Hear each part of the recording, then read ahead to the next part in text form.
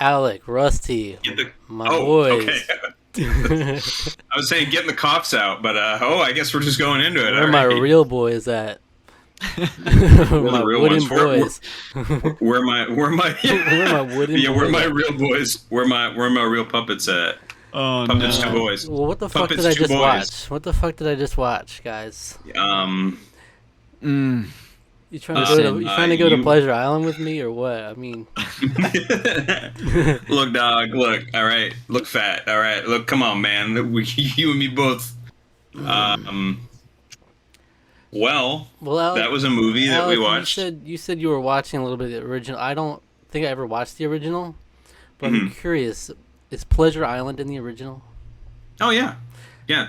How is it It just is. as weird as it is in here? No, it's weird. It's just bizarre. It's very strange. Well, okay, this whole movie was strange. First of all, But so would you let's- say it's are we just getting right into it? We don't Pinocchio even get to introduce the fact that 2022, you directed by Robert Zemeckis. All right, who brought you such thing as the Back to the Future trilogy? Yeah, and Who yeah. Framed Roger Rabbit? And Who Framed Roger Rabbit, and also Mars Needs Moms. So you know. And the Cuckoo Clock for Who Framed Roger Rabbit as well. Mm-hmm. So would you? Well, I was going to ask you, do you think it's faithful to the original? No.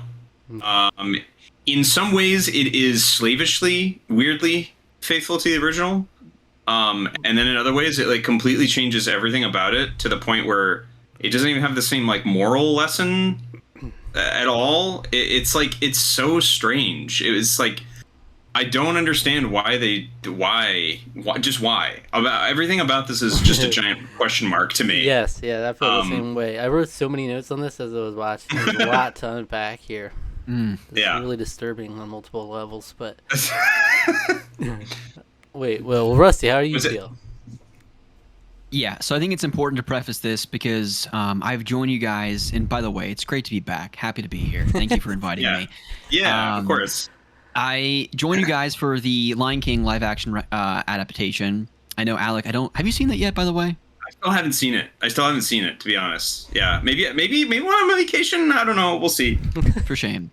But we also did the world-renowned Academy Award-winning Lady and the Tramp live-action adaptation as well. Exclusively on Disney Plus. Yeah. That's right. And then we also did Cruella, which was a pretty divisive review among the three of us, which was a fun conversation. But here we are with Pinocchio, and I think it is important for me to also say that I have not seen the original. At least I don't remember seeing it beginning to end. There's certain scenes, the Wish Upon a Star type of stuff that I'm just very familiar with, and of course, being a huge Kingdom Hearts fan, I'm very familiar with Geppetto and Monstro and Jiminy Cricket and Pinocchio, those types of characters and stuff like that. I thought this movie was awful. I thought it was really bad. it was even not knowing the original plot beginning to end, I thought it felt like a very by the numbers live action adaptation. I thought it was void of any kind of originality or life. I felt like having a Academy Award winning actor in Tom Hanks. I mean, this felt like, don't get me wrong, I like getting my discount stuff at Walmart just as much as anyone, but this felt like the great value brand of Tom Hanks in this movie. Like, he felt like he completely phoned in his lines. Yeah. At times he had this weird Italian accent, and other times it's like, this is just Woody from Toy Story screaming. Like, I don't know what's going on here, but this is not Tom Hanks. Like, he didn't even look like he was trying. Stop. And I felt like the only person that had any excitement or enthusiasm delivering their lines was Keegan-Michael Keel or whatever his name is. Like, yeah. when he came into the movie, I'm like, wow, the energy of this film has completely changed now. And I'm kind of excited with what's going on here. But and that was the first 30 minutes of the movie. It was just a complete snooze fest. And after the Fox, Michael Keegan Keel, whatever his name is, after he was not in it, it was just boring, lifeless. And I also felt like it was artificial. Like, they were going from this weirdo, like, diorama look with the set pieces, and everything just kind of felt plasticky looking. Like, it was very bizarre. I don't know what they were going for. It didn't hit, and I just did not enjoy this movie. Oh. Yeah. Oh. Yeah, that's like the bet. You just like that's like Yeah, that's it. there That's you right go. there. We can almost like stop the review right there. I think you summed it up perfectly. Yeah, no. Okay. Voice acting. Everyone who knows me knows I love voice acting. I love both people that do it for TV, do it for films. when they get real actors and people to do to do film voice acting, can be a little weird sometimes, because sometimes it works really well, other times it doesn't work very well. Joseph Gordon-Levitt was unrecognizable. First of all, I didn't even know it was who it was until I looked it up. I was like, who is playing Jiminy Cricket? I didn't know until now.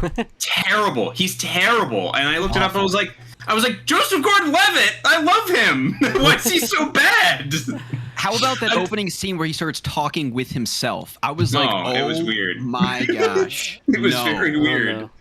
It was. I mean, immediately the first note I wrote was "Cursed Jiminy Cricket." He looked like he was wearing a mask.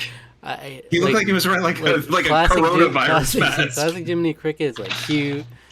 He's likable. Yeah. This one is like, okay, stand back. Okay, like they wanted to go for realistic cricket facial features, I guess. But it's not the way. So weird, especially because I was like, why didn't they just contract the guy who's done it for so they've had, I think I was actually looking this up because I was like, okay, is this like one of those things where the actor that's done it for a long time has been different? So like the guy who does Mickey's voice, my favorite is, I think his name was Robert Allwine. He did it from like the 80s into like the late 2000s. He was my favorite Mickey Mouse. I think he was just perfect. He had a great like timbre to his voice.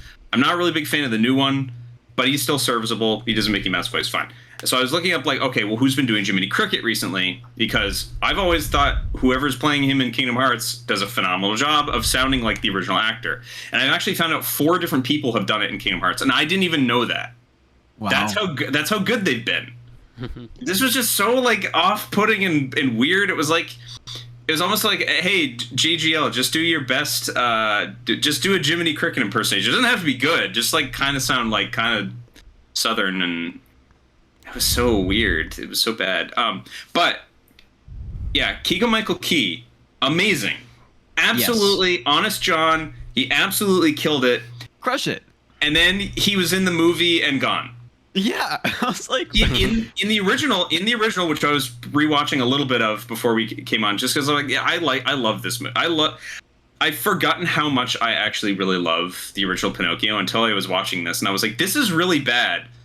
I remember really liking the original Pinocchio a lot when I was a kid. I didn't realize quite how much until I started rewatching it again, just a little bit before here, and I was like, this is so fun, so charming, fun little movie.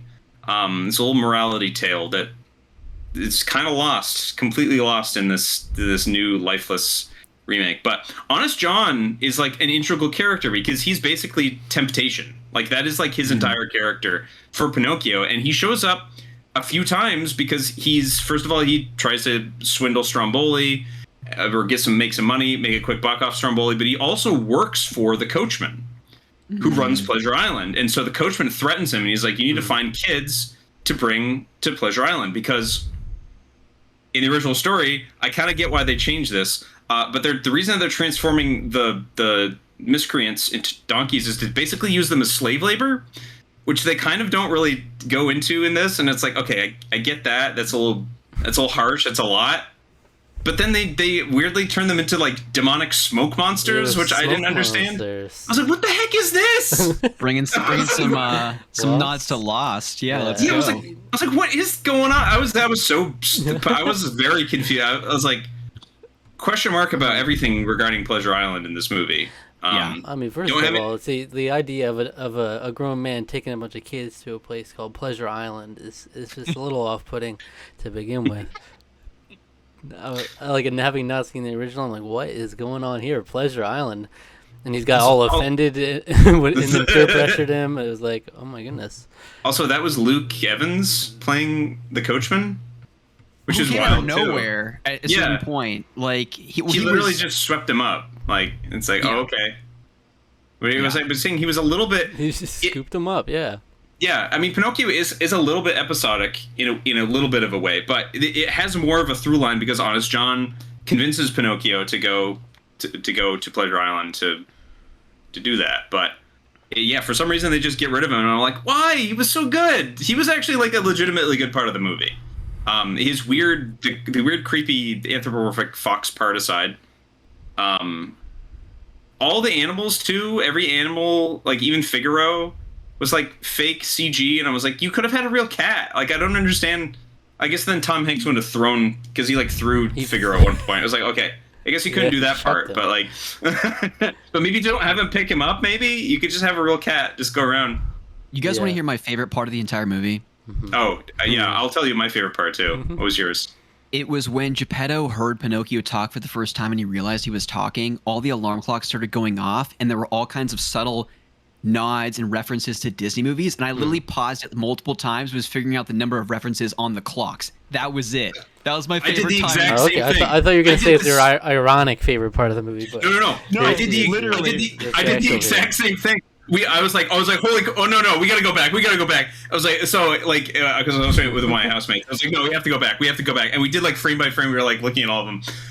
That was easily the best part of the movie. Literally. That was so fun. Yeah, you had a Roger Rabbit one. You had I think my favorite was Sleeping Beauty, the Maleficent coming out and like the strikes, and then she touches the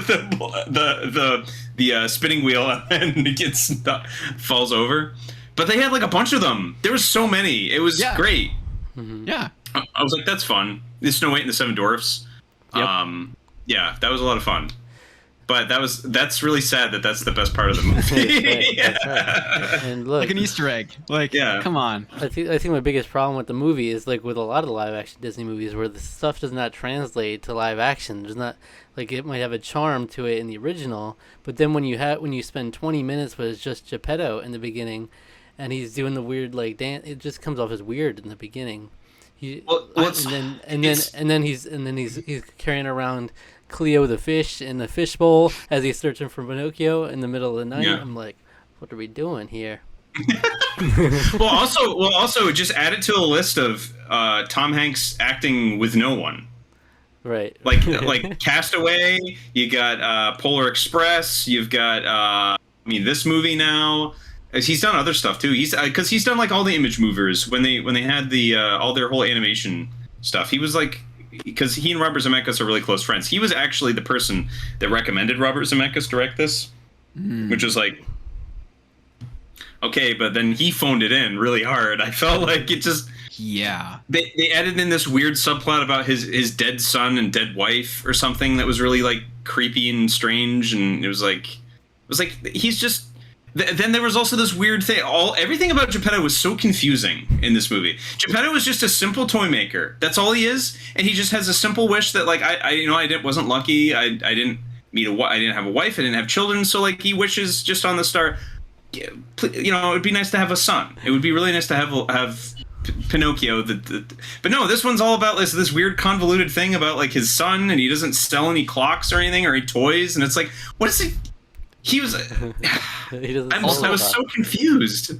On the subject of Tom Hanks phoning in his lines, I feel like for the first 20 minutes of the movie, I had no idea what he was saying. He was just like mumbling under his breath, like, and then when he would scream, I'm like, that's just Woody talking. Yeah, it's like, just Woody. Like I said earlier, like it's just Woody. Yeah. But Geppetto's antics, Geppetto's personality does not translate to live action. I feel he was just being weird. He was torturing his cat by walking Pinocchio toward them, like, leave the cat alone. And that was another really weird thing. So related to all of this is the fact that like so much of this movie is just so fake looking. It's like nothing's real. Nothing is real. It's like they couldn't even make a Pinocchio puppet for him to like learn how to use a marionette for like 2 minutes of screen time. They couldn't do that. It was like a fake thing, and it was a fake Pinocchio doing this. It was so strange. And like, Go ahead. Oh, well, yeah. I mean, it's just because, like, the whole Pleasure Island sequence is all fake. Everything in there was completely fake. Like we were going on another cart ride. Like freaking Polar Express has like 3 of those, and now we got another one here. And this I love the Polar Express, by the way. But we're going through another minecart ride type style thing slide in Pleasure Island now for some reason. It's like, okay, the root beer that they're drinking, which isn't beer because. Again, you got to take the teeth out of the morality tale. So they're not drinking beer; they're drinking root beer, sarsaparilla. But those glasses, the boy, the real actual human child is holding a fake. It's not even there. It's a fake glass. Yeah, when they showed him drink it, it was like, what? It just disappears. That was not. It was. Oh my gosh! It's just so confusing. Every decision, it was like they made it more by making it all CG. They made it weirdly like more complicated than it would have been just filming a lot of this stuff. Yeah, it almost begs the question once you go into all the CG stuff. It's like, what are we doing? Why are we doing this? Why are we making live action that's just as fake as the original, but minus the charm? Exactly. There's something missing here. Yeah. Like, I just found myself asking that over and over again. What the fuck are we doing here? This is so weird. We have just every moment, there was every new scene, there was like something more disturbing coming out. I'm like, now Sophia the seagulls go yum yum yum yum yum yum. Yeah, whatever that was about. Like, she's not a character. She's not a character in the original, as far as I remember. It's just watching the first 45 minutes of it, first half of it. She's not in it at all. I don't think she's a character in the Disney. It's like finding Nemo, like giving them a lift, getting them a lift to where they need to go. And then Pinocchio going into overdrive and those legs. I'm like, damn, he got some legs on him. Stupid. Really, really stupid. I guess here's a question for you, Alec. Yeah. How does the original end? Because I feel like it was so abrupt. Where it was like, is Geppetto going to die here? Like, I legitimately feel like he might actually die. And then it just kind of ends there. The original Pinocchio dies. In the original, Pinocchio dies. But the Blue Fairy says that he's done everything that he was set out to do. He was courageous. He was brave. He was honest. And he was good. He was a good boy. He had proven himself that he could be a real boy, basically. And it was like, so then the Blue Fairy comes, turns him into a real boy, and then it's like, and then it's a nice happy Disney ending. It's a really great. Like I said, the kind of the moral lessons of Pinocchio are all kind of about growing up, basically, because he learns to be less naive, not to give in to temptation. He learns to be brave, to tell the truth. All of this stuff is like good lessons for young kids to do, and that was kind of the whole point of the story when Disney told it in the 40s. Kind of reframed the older 80s, like 1880s story. Like the whole crux of the ending is that like Pinocchio was striving to be a real boy, but now he gets to strive to be able to grow up, basically. But in this, it's like they changed it to make it like this weird, like, oh well, some people say that he turned into a real boy, others don't, but all that matters is what was inside him the whole time. And it was like, no, that's not the point of the story. That's not. Because, like, again, it was like when he lied, his nose grew. And then but just by telling the truth, it's like, oh, okay, well, now he's fixed it now. But, like, that's not what happens in the original. In the Disney film, he lies and lies and lies, and then his nose gets really long. The Blue Fairy has to come back and tells him, you've been lying, so you need to not, like, basically, like, there's a consequence to his actions. I can fix this for you once, but I'm not going to do that again. You need to learn how to tell the truth. Yeah. And it's like there's like a little bit of like soft chastisement, where in this it's just like he learns his lesson because he was just good all along, and it's like no, he's not inherently good. He's not inherently evil either. He's just a naive boy, and he needs to learn the lessons of life. And this has nothing to do with that. This is just like, he's good, so he can be good, and it's. I don't know what young kids take away from this other than just it being vibrant and colorful. Like, I don't know what lesson to be learned from this film as a young child, because as an adult, like, I took nothing from this. Like, I didn't look at this and say like, oh wow, I'd love to show this to my kids someday, because they would learn this, that, and the other by watching this over and over again, because kids watch movies like this like 4 times a day, right? Yeah. And I didn't really get any of that, which is very disappointing. Yeah. Yeah, I would say like even most of the other like Disney live action, I would say that like despite the fact that they're kind of pointless in a way, there's with most of the ones that I've seen, there's at least an element of it that to a degree, Mulan aside, again, I regret the positive review I gave to that. The kind of like the reason for being aside, like there is something where it's like I can see where this would appeal, like even still appeals to me. Like I can rewatch that like Beauty and the Beast remake separately from my favorite animated film of all time because I like some of the little additional things they do with it. The new music's really nice. Some of that stuff is really good, and I can appreciate that. That has a reason for existing. This has no reason for existing. The new songs suck. They take they take a bunch of the old songs out for no reason. And then, like, When You Wish Upon a Star is barely in this movie, which is strange. The Blue Fairy comes, sings it, and then disappears. Also, the Blue Fairy is, like, weird in this movie where she, like, the magic doesn't work right the first time, and Pinocchio is dumb and unintelligent, and then she's like, oh, whoops, the spell went wrong. And then she, right. I was like, what's that about? It's like, it's right. Magic. Pinocchio was just repeating what she said instead of responding to hello. So strange. So bizarre. Did she ever come back in the rest of the movie? No, she never shows up again. Which is like that's the thing. It's like she comes back again once in the 40s one, 1940 Pinocchio, to basically to tell Pinocchio like you need to listen to your conscience, you need to listen to Jiminy, and you need to learn how to tell the truth. And I'll fix this for you once, but I'm not gonna do it again. Until you prove that you can be, honest, brave, and not given to temptation. And and then this is just this she just doesn't show up again. So it was like, which is weird because it's like they made a really big deal about they were casting even diversity in the casting. It's like I have no problem with that. I thought she was great, but then she just is there for one scene and then goes away. I'm like. Yeah, I mean, there's a lot of questions to this world. It's a bizarre world. Like the Blue Fairy, I'm like, what are her credentials? Like she just appoints Jiminy as his conscious. Like okay, and then we got boys turning into donkeys. And that scene was almost like a Goosebumps mixed with like a horror movie. Like he's turning into a donkey. You see his shadow. It was like weirdly. That scene was also weirdly like overly lit. I think because that is like a legitimately scary scene. All the Pleasure Island stuff is very like dark in the 1941. It's because it's like it's intended to be a very like cautionary sort of scary thing for kids. Like this is what happens. Like this is what if you give in to all of these like vices that society says is okay for you. This is what they'll do to you. They'll turn you into just a machine for you to be used by them.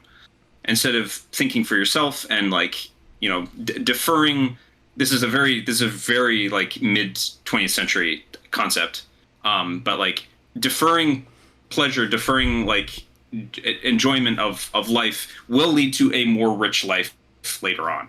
And it's like I think there's an element that still can be very. That's a very I still think that is a positive way to look at life. I think. That you don't always have to immediate like instant gratification and just be a child basically. That it's good to be more virtuous.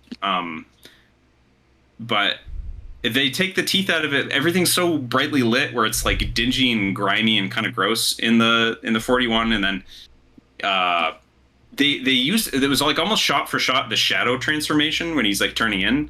But it's so weirdly brightly lit. It kind of loses a little bit of, like I said, movie loses a lot of its teeth because it doesn't quite go as far into quite the like cautionary tale aspect of it. It just sort of hits the beats without really understanding why the beats exist to begin with. It's very bizarre. Also, can we talk about Monstro? Why did he have tentacles? Why was it a kraken? Why was Monstro a kraken? Why? Like I don't understand. Like why do they have to go from like whale to just sea monster? It's not a whale. It's a sea monster. Why? Yes, actually. Yeah. Because they didn't. That's the biggest wrench they're going to throw in this story is, like... They don't want to offend the environmentalists. They don't want to kill the sperm whale. They don't want to do anything mean to that, so they're going to make it a monster. I mean, Monstro is kind of a monster. He's a big, giant... They didn't kill Monstro, did they? No. Okay. No, so they just... fine. It's fine to let the whale live. So other characters, Stromboli. Stromboli's a freak. He's The only absolute actual, freak. by the way, the only actual native Italian speaker I think in the entire movie. Oh. And he was. I actually kind of liked him. I will say that he is involved in, I think, one of the strangest things in the entire movie, which was when that new character who's like the ballerina character. Yeah, she's like saying like, oh, and- Fabiana, when she's saying like, oh yeah, Stromboli got arrested for some reason. I don't know what that was about, by the way. They didn't really explain that. It's like, yeah, he got arrested by the he got arrested gendarmes. off screen. Yeah. And then they cut to him getting locked up, and it's like the strangest edit I've ever seen in my life, because they show him like and like the sound of the thing shutting doesn't like complete all the way, and he almost starts to say something, and then it just cuts. Yeah. And I'm like, what is going on? Like, who edited this movie? I thought that was very weird. It's almost like it's almost like we want you to trust Fabiana, so we're gonna show you that this is actually true what she's saying. We don't want you to think, Right. maybe she's doing something nefarious. And like, look, Yeah. he's getting locked up. All right. But the editing was so bizarre, though. It was such a strange thing. Yeah, but Stromboli, I mean, there's a lot of unreasonable like Disney villains, but I was like, why are you treating him like this? He's just gonna run away at the next show, right? Like you're like chucking him in there and saying you're gonna stay here and lock him up. Yeah, they like, as if they don't go out to perform anyway. Like he's just gonna run the first chance he gets. They made him like immediately evil, whereas where I was literally just watching, he kind of like pretends to be Pinocchio's friend for a little bit, like yeah, you'll do fine, and then Pinocchio's like, okay, well, I'm gonna go home, and then he's like, what are you talking about? He's like, yeah, and then he's like, he thinks it's a joke, and then he's like, no, I'm actually gonna go home, and he's like, no, you're not going home, you're mine, you're going to make me a lot of money, because let's be straight now, like basically like you're gonna make me a lot of money. And he's like, wait, no, I don't want to do that. And then he locks him up because he's like, no, you're not going anywhere. You're going to make me rich. Which again, the system using people who are who don't think for themselves. That's a whole thing. They make him like even more cartoonishly evil in this. He's already a cartoon villain in 1940, but they made him more cartoonishly evil. Yeah, he was just so offended that he was dancing with Fabiana's doll. Sabina. Which is like Pinocchio's love interest, kind of, in this movie. That yeah, it's weird. I mean, why did that puppet had like actual facial expressions and stuff, which I thought was weird. Yeah, because it's literally being controlled by the girl, but her mouth is moving perfectly, and it was very weird. Yeah, they kept cutting to her to show us like, oh no, she's throwing her voice, just so we're clear. And it's like, but because at first I'm like, wait, is there another talking puppy here? Because look, she's like moving, her face is moving independently. So I'm like, what? Okay, but I can't get over that fish being with him too. It's like it's like they try to make. It's weird how they translate some things in a live action, and it's like we'll make this look realistic, and this one it's like that's basically just a cartoon fish, like in this movie. So.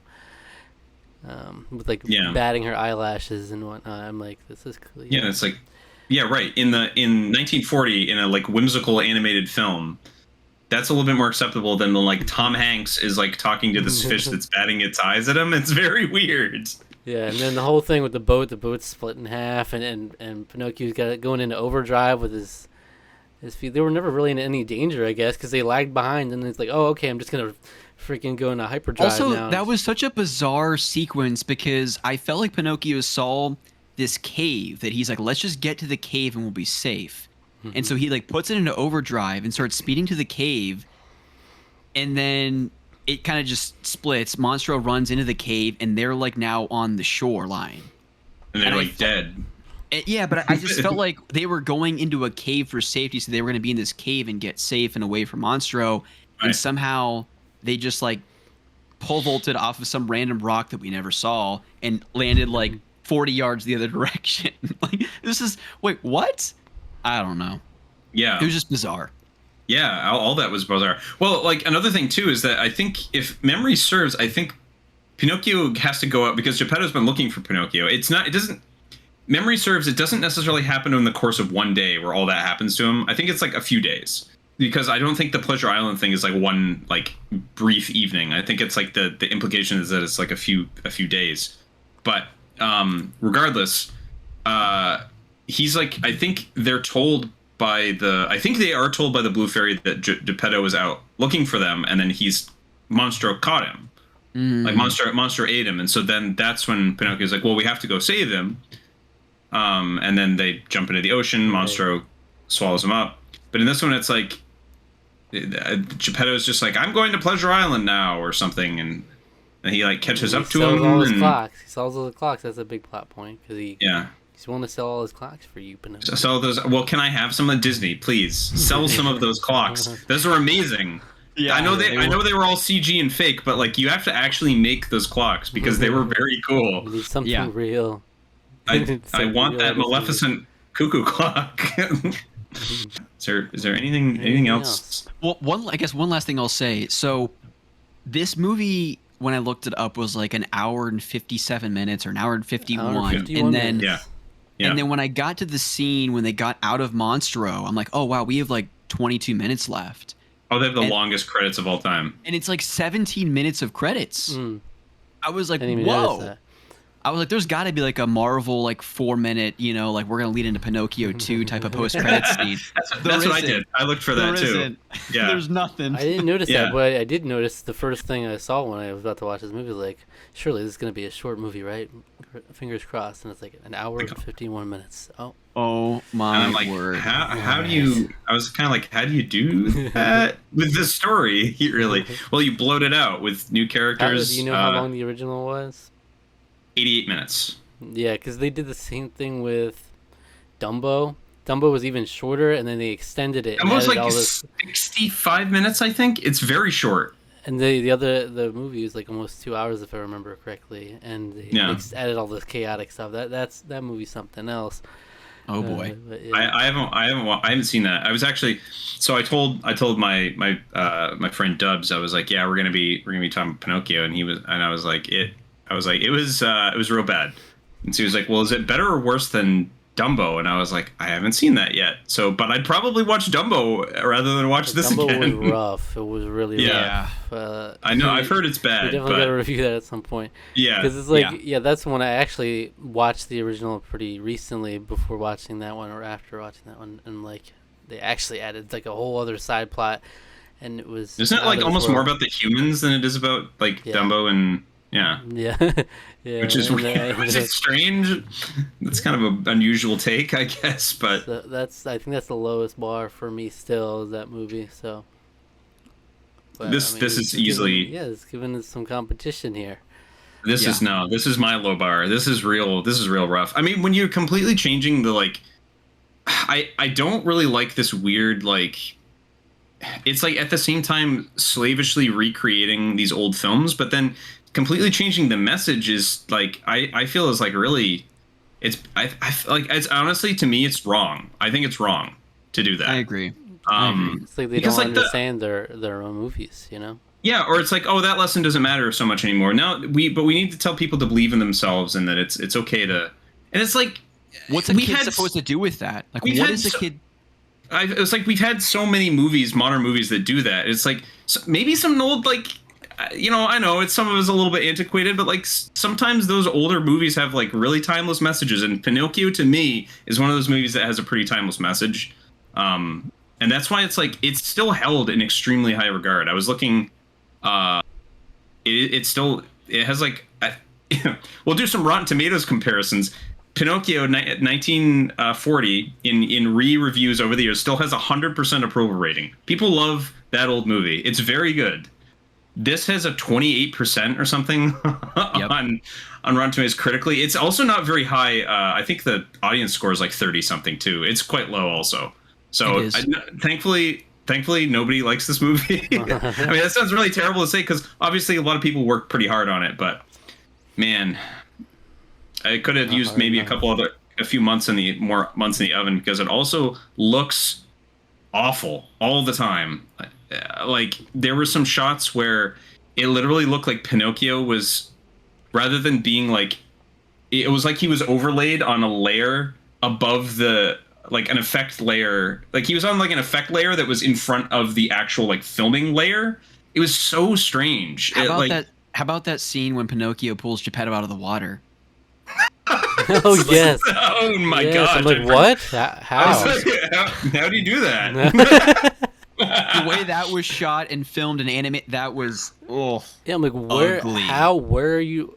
I don't know, but I mean, I guess he's Also, got super this is what I powered mean. legs too. So This is what I mean. That's why it makes so much more sense for Pinocchio to have died, because like Geppetto pulls him out of the water instead, and then laments the death of his little boy, and then the blue fairy comes and says, "But he proved himself to be a good boy. That he could be a real boy because he was good." But no, not in this one. He's good inside. It doesn't matter if he's a human or not, and it's like. That's a little sad, isn't it? Like, isn't it kind of like think about that? Isn't it a little sad that he like is just a little child puppet for the rest of his life? That's depressing. No, but didn't he turn into a boy at the end though? Isn't that what they hinted at? They said it doesn't matter. But I mean, yeah. The blue fairy light is the implication. Okay. No, but as he was walking away, I'm pretty sure I saw his arm was a normal arm, and I think they were hinting at it doesn't matter whether he's real or not. But I think he is actually real. But they're just saying the idea that it doesn't matter. But I think I saw his arm was real. I thought I noticed it like as they were walking away. I was looking for that too, and I didn't notice a change. But I was also kind of done with the movie at that point. We'll have to rewatch the whole movie and so we can see that scene again. But okay, well, all right. So maybe that's the case. I still don't like you changing the message. You're like, well, it doesn't matter if he does. It's like, no, it kind of does in a way. But do you think this is a question I have for both of you? Do you think one of the reasons maybe they did that is because they didn't want to hire an actual child actor for the last scene of the movie? No. No, it's absolutely not. You can get anyone to stand in as a child, right? Seriously, you'd think so. You would think so. Someone on that cast, crew, production, editing, whatever, has to have a little young child. Well, they did have a bunch of real children. Shockingly, for Pleasure Island, I thought they would be all CG too, but no, those are all like real kids. Hey, Slats, check this out. Yeah, but I did like how they zoomed in. You guys get really in on Pinocchio's face at the end there when he shed a tear for Geppetto. Also, and they did bring back "When You Wish Upon a Star" for that. Is that the same? Is that the same in the original? Did they do like he sings "When You Wish Upon a Star"? I don't remember. See, because again, it's been a long time since I watched the full thing. I only got to go through half of it before we started, so I don't remember. Also, this is kind of a minor thing, but I kind of hated it. That they insisted on Pinocchio as being made of pine. Yes, well, because they loved the Chris Pine joke. They thought they killed it with that one. Oh my god! Oh, that was embarrassing. I forgot about that until you just brought it up. That was where I was like, "What is this script?" That was another thing. I was like, "What is this script?" And then there was the weird thing where Jiminy Cricket was telling the Blue Fairy, "It's like, well, or doesn't Pinocchio does the Blue Fairy ask or did Pinocchio ask? Like, why couldn't he have a son?" And then Jiminy Cricket awkwardly has to explain, well, he could have a son the real way, but like he doesn't seem to get out much. Yeah. And I'm like, why do we have to be doing this right now? This is so strange. Like that was the worst stretch of trying to be like a DreamWorks like Shrek era type of joke for parents in the movie theater. Yeah. Like, yeah. And the Fox guy also talked about how he could be an he mentioned the word influencer also. Oh, influencer, yeah. Come on. Yeah. They have to have the tie-in, you know. The modern tie-ins. What the thing was in the Lion King? There was some sort of like modern 1880s Italy. Yeah, I do think you got to be an influencer. Yeah. You also have to like have 1960s Latin jazz in that weird song that what's her name sings. Oh, Fabiana.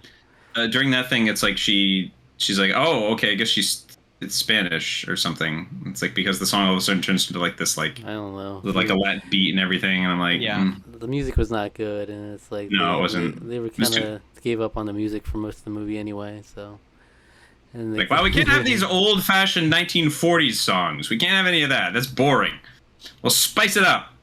We'll have Tom Hanks like speak a song. Oh yeah. Okay. Another weird thing about the script: randomly, at random times, they would all of a sudden just be speaking in verse. It happened. It was like the first stretch of the movie was like that. Like Tom Hanks was speaking verse the entire time. Yeah. And all of a sudden it was out of that. But then every once in a while it would start doing that again, and I was like, wow, just stick to something, do something like. No rhyme or reason. Like it would just happen. No, well, there was a lot of rhyming, but there's no reason for it. Yes, yeah. And there was one scene. There was one scene with Geppetto where he says, "I think I heard something," and he would not stop saying, "I think I heard something. I think I heard something." Like, I think he heard something, guys. Oh my God, Geppetto by himself, it was hell. It was. All right, so what score would you give Pinocchio? All right, anyone got one? Yeah, this is like a 3 for me, man. This movie was really bad. Yeah, I originally came into this review with a 4 in mind, but like I don't know how I can look back and give it 4 points for anything that redeems this movie. Like, it was just so bad, so boring, and there's no reason for me to ever go back to this. And I feel like we didn't really get into this. I feel like we might have with Cruella and maybe Lady and the Tramp, but as part of reviewing these movies, I think there's some element of, is it worth watching this over the original animated film? And this one, for sure, there's absolutely no reason for me to ever watch this over the original animated classic. I feel like Beauty and the Beast, for the reasons that you started to describe, Alec, I feel like there's reasons to go back to that. I feel like Emma Watson, the supporting cast, Josh Gad, Luke Evans, like everyone does a great job, and it's Luke Evans is in that. That's right. I forgot. Yeah. He's in that. He's great. Yeah, so I mean, there's reasons for me to go back to that. I've not seen Aladdin yet, but from what I've heard, there's reasons to watch that. Yeah, I'd say that is quite charming. I find I liked that one a little bit. Yeah, so. and this just absolutely not. And I just, for that and so many other reasons, I think I'll probably have to agree with you, Alec. I mean, 3, like it's just terrible. Yeah. Well, see, and here's the thing. I would even say that I remember I wasn't the biggest fan of Cruella. I liked like the first half of the movie quite a lot, and not so much the later. But I would say that movie definitely has a reason to watch that again. Like, the entire Devil Wears Prada sequence of that movie was fantastic. Like, I loved that stuff. That's like worth watching the whole movie again for. There's nothing in this movie that's worth watching the whole movie, except for like to get to the very first scene. You can go that and say like, hey, look at all these cool clocks, which you could just, I don't know, watch on YouTube or something. Cool clocks, yeah. Look at these cool. Yeah, there'll be a compilation on YouTube. Every clock. Yeah. I'll give it a 3 also. Okay. Okay. Well, I will, to give some of the animators credit, there were some visuals that looked okay, but it was immediately followed up by like 15 things that looked terrible. So. Yeah. Yeah. I mean, that Pleasure Island was something else. There was a lot going on there. It was a fever dream. Actually, yeah. But yeah, I give it a 3 because I couldn't remember what I gave Doolittle, but it's very much in the Doolittle ballpark for me. I gave that I think I gave that one a 2, if memory serves. Yeah, it's like, which is shocking. That movie was pretty bad. This is right down there. Yeah. Yeah. Will not watch again. Sorry. No, there was speaking of like good, cool, interesting ideas. The like gondola ride that goes into the Ferris wheel. That was actually a really cool idea. Yeah, give me that. But I mean, and then they immediately followed up with, it says Robert Zemeckis roller coaster ride, like slide ride. And I'm like, oh. I was saying there's a boy running on the Ferris wheel, and he was like, wow, that boy's crazy. I'm like, what the fuck? Where'd he come from? People were. I mean, I didn't know what was going on, so I was just taking it all in. I didn't know from the original where we were going with this, so I'm like, oh my god. That was the reference. That was the reference to the Batman when Penguin is driving away and he goes, "This guy's crazy," and that was their reference to that. Oh, come on. That's why I literally opened up this review saying, which is void of all originality, right? They just have to borrow these random jokes from other places, and it's just nothing. That's me making that up. That's obviously not an original line. They stole it from the Batman. They absolutely did. Yep, that's what they did. 100%. 100%. Yeah. Right. Watch that movie instead of this one. That's a better morality tale than whatever I just said. It's Tarqaron Store 3. Wow, right? that was really even. That was really amazing that we all felt. exactly the same way about it. we need to. I was we need to literally- have a I got freaking on a- Pinocchio apologist in here. I got on a phone call with my 9. wife, and I was like, before this, because she's out of town, and I was like, I could maybe see Zach pulling for this one, but otherwise, like, no. I'm like, we're all gonna come in hot and be like, no, this movie was terrible. Like, No. I don't see any chance anyone liked this There's an movie. outside chance I love this movie. if there's a silver lining, it's that it made me more fond of the original movie. Like, that's why I was like, I want to go back and watch it. Like, I was like, and I was like enjoying myself. I was like, this is a nice, charming thing. Yeah, maybe it's a little like song and like silly dancing heavy. This is the first film after Snow White, which is very, very boring, by the way. I don't like Snow White very much. Mm-hmm. So there's a lot of that, like, kind of heavy loaded, but like it's fun, it's charming, and it's like it is building to the plot of Pinocchio having to go through all these scenarios and his adventures. So yeah, which this has adventures. You did all that in one day? Thanks, Woody. I did. That's right. He hasn't done that much in his entire life. Yeah. Yeah. That's crazy. That's depressing. Yeah. See, and that's another thing. Pleasure They made Island Geppetto will like do things to you. They made Geppetto like a weird, because like the blue fairy in the original film like comes in. It is like, Geppetto, you've made children happy your whole life, but like you've never been. But now I'll grant you one of your own to make you happy, because it's like you've been selfless yourself, but now I'll give you your wish. And it's like, oh, that's nice. And this is just like, now she just shows up, I guess, because and. Because you wish upon a star. Sometimes you gotta wish upon a star, and things happen for you. Okay, wouldn't you think that Disney would take a lot more care? This is one of their most important properties, because it gave them their song. This is the song of the Walt Disney Company. This is like everything that Disneyland is built on. Their theme parks are built on this concept. This just reinforces every live action adaptation moving forward, though, Alec. It's a cash grab, and they don't care. They don't have a conscience. They don't have a Jiminy Cricket telling them don't do this. Exactly. I don't want this Jiminy Cricket. No, I don't want this Jiminy Cricket. Yeah, get him. All right. Well, thanks for watching, Rusty. Where can our viewers find you? You can find me over on Twitter, RALewis2011, and you can also find me out there on the Otaku Brothers podcast, all your favorite podcasting platforms, hoping to have each of these fine gentlemen individually on the show here in the near term. So check that out. Coming soon. Yeah. And if you were to recommend a video for our viewers to watch after this, do you have one in mind? Well, I feel like we need some kind of a redemption arc with these live action adaptations here from Disney. Yes. So I'm going to say, I think Zach and I both were not overly fond, but go check out the Lion King review, It's a because sick I think idea of redemption. I need to watch that movie again, because I don't think I've seen it since the theaters, and we've got a prequel, Mufasa the Lion King, is coming soon. What is that though? Yeah. Why is that? That was another thing. I was like, why does this exist? I think you're gonna drop our other exclusive Disney Plus, Lady and the Tramp. You guys both really liked that, and I didn't. Well, but it was between that. I was Mr. Contrarian. You were, which was a fun review, but I mean, it was really between that or Wolf versus Bear. But I'm gonna stick with the Lion King. So, Wolf versus Bear actually, arguably better than the Lion King remake. It's tough. Yeah, that's. Whew. I don't know. I feel like sometimes we were a little generous with our scores. Like, I feel like the Lion King, I might even give a lower score in retrospect. I would definitely give Mulan a lower score. I can't believe. I think I gave it like a 7 or something. This is a travesty. It's like a 7.5. I give it a 6.5. I would probably lower that too. Yeah, I'd probably lower it down to like a 6 maybe. Again, I appreciate that movie more for what it was like trying to do. It just didn't do any of it well. Yeah. So.